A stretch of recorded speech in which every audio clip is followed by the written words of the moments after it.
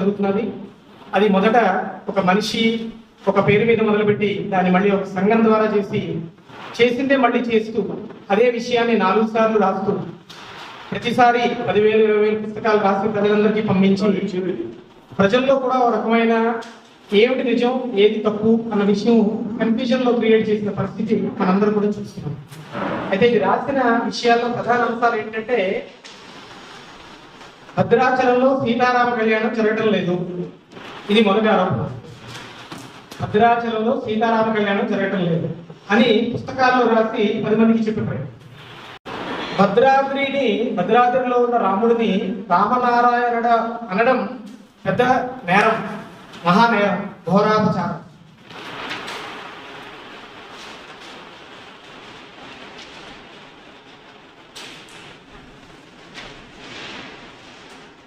వారి పుస్తకాల్లో ఆఖరి రాసిన పదం ఏంటంటే ఈ పుస్తకాలు అందరూ చదవండి, చదివి ఒక పోస్ట్ కార్డులో గవర్నర్ గారికి ముఖ్యమంత్రి గారికి అందరికీ కూడా భద్రాచలంలో ఘోరాపచారాలు జరుగుతున్నాయి వీటిని ఆపండి అని పోస్ట్ కార్డులు రాసి అందరికీ పంపించండి. ఇది పుస్తకంలో ఉన్న సామాజిక కోణంలో ఉన్న ఇబ్బందులు. అంటే ఒక సంప్రదాయ ఇబ్బంది ఏదైనా వస్తే సంప్రదాయంగా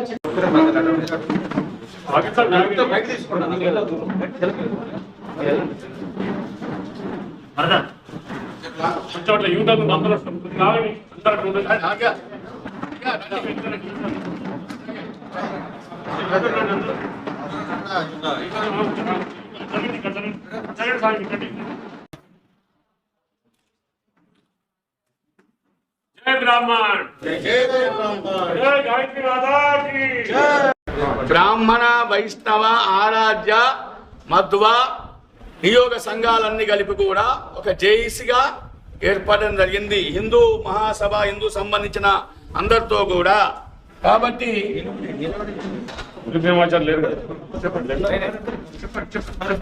ఏర్పడింది.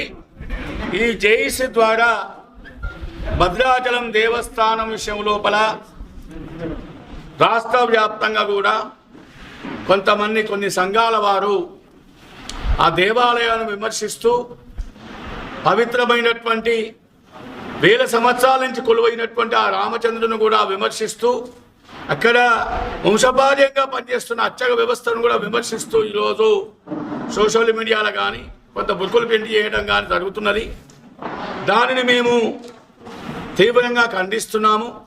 అదేవిధంగా అన్ని సంఘాలు కూడా రాష్ట్ర వ్యాప్తంగా కూడా పర్యటించి శ్రీరామనవమి తర్వాత 1,00,000 మంది రామభక్తులతో భద్రాచలములో పెద్ద ఎత్తున సమావేశాలు నిర్వర్తించి దానికి రాష్ట్రంలో ఉన్నటువంటి వేద పండితులను అదేవిధంగా పీఠాధిపతులను మఠాధిపతులను ఆగమశాస్త్ర పండితులను ఉభయ వేదాంత పండితులందరినీ కూడా పిలవడం జరుగుతుంది. దాని ద్వారా ఎవరైతే మేధావులు అనుకొని ఈరోజు పవిత్రమైన దేవాలయంపై విమర్శలు చేస్తున్నారో వారికి కనువిప్పు కలిగే విధంగా ఆ ఏర్పాట్లు చేస్తున్నాము. దానికి అందరు కూడా భక్తులందరూ కూడా తరలి రావాలి అని చెప్పేసి విజ్ఞప్తి చేస్తూ ఈ మేధావుల చర్యను కూడా తీవ్రంగా ఖండిస్తున్నాము. ఏదైనా ఉంటే రండి, కూర్చుందాం, చర్చించుదాం. దేని విషయమైనా కూలకషంగా చర్చించుకుందాం. అది దేవాదాస కార్యాలయంలో కానీ లేకపోతే ఒక పండితుల సభ కానీ లేదా ఒక మఠాధిపతుల దగ్గర కానీ పీఠాధిపతుల దగ్గర కూర్చొని మీ సాంప్రదాయం మా సాంప్రదాయం వల్ల ఏం సమస్యలు ఏర్పడుతున్నాయి దాని మీద తీవ్రంగా చర్చించుకుందాం రమ్మని చెప్పేసి ఆహ్వానిస్తున్నాం. ఆ సంఘాలను కూడా ఎవరైతే విమర్శన చేస్తున్నారో కాబట్టి వాళ్ళందరూ కూడా ఆహ్వానిస్తున్నాము. వేదికను వాళ్ళని ఏర్పాటు చేయమంటున్నాము. ఇవాళ ప్రెస్ క్లబ్ అయితే ప్రెస్ క్లబ్లో కూడా మేము సిద్ధమే ఉంటాము. కాబట్టి దేవాదాయ శాఖ అధికారుల మండలిలో కూడా కూర్చొని చర్చించడానికి ఆగమానికి విరుద్ధంగా ఏం జరుగుతున్నదో మీరు చెప్పాల్సిన అవసరం ఉన్నది.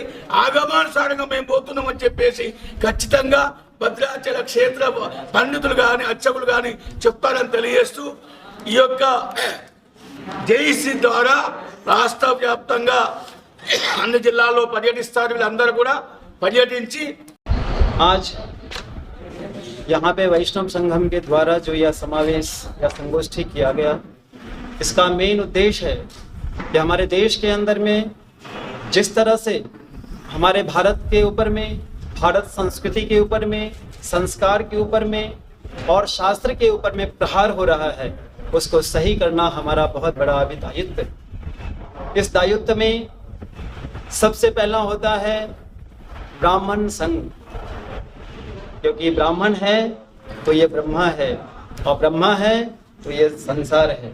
इसके लिए यहाँ पे जो ब्राह्मण समाज है, जो द्वैत हैं, अद्वैत हैं, विशिष्टाद्वैत हैं, ये सारे मिलकर करके एक ही समाज तो है जिसका नाम ब्राह्मण है।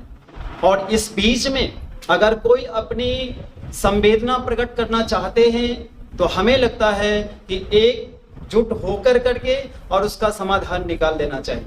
कुछ दिन पहले कुछ स्वामी जी लोग आए हमारे पास और उन्होंने हमें इस तरह से माइंड में फिट किया कि स्वामी जी इस तरह से है, इस तरह से भद्राचलम में ऐसा हो रहा है। मैंने कहा कि इतने लोग आए हैं तो पता नहीं, हम भी थोड़ा ट्राई करते हैं। लेकिन जिस दिन मैंने ट्राई किया कुछ कहने के लिए, उसी दिन शाम को 42 फोन आया मेरे पास, 42 मेंबर का फोन आया। बोले स्वामी जी हम लोग वैष्णव हैं और ब्राह्मण है, हम सब एक होना चाहिए। जिस तरह से आपको कहा गया ये पूरा झूठ है। इसके बाद में हमने यादगिरी स्वामी जी को फोन किया, स्वामी जी इस तरह से क्या हो रहा है। तब इन्होंने हमें पीताम्बर किशोर जी से परिचय करवाया।